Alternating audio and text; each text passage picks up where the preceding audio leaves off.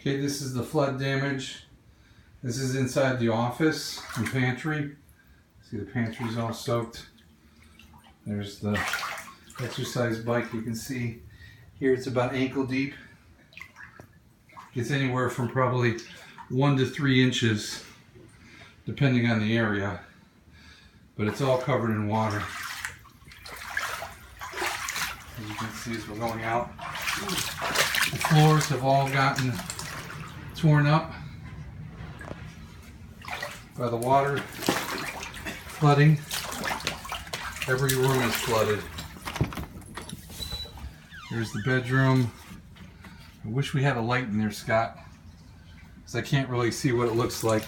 Can you light up your room for a minute? Yeah. And then in here, the bathroom's all flooded. The bedroom's completely flooded. It's a little deeper here, as you can see.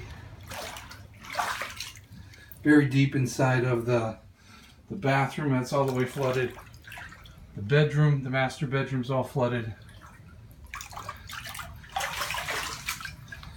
Very dangerous to walk on this stuff. It's sliding. I'm hoping nobody gets hurt. Matthew just hit a number on us. Tried to sandbag a little bit of the front with what we had to work with. All in the front way here. The floor is all coming up. It's bouncing all over the place. This is the kitchen.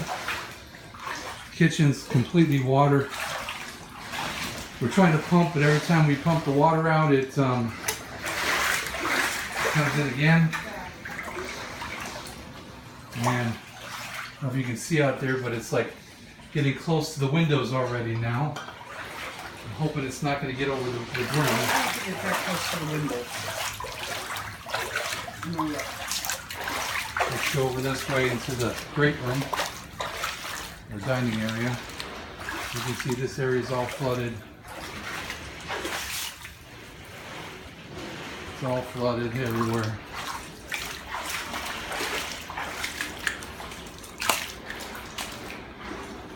There's our TV system, speakers, like, you can see this is all water, about that deep, about ankle deep throughout most of the house.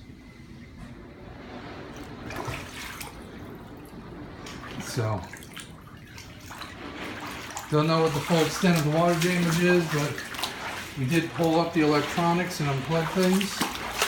Hopefully it won't be too far damaged, but only time will tell. So that's the water damage.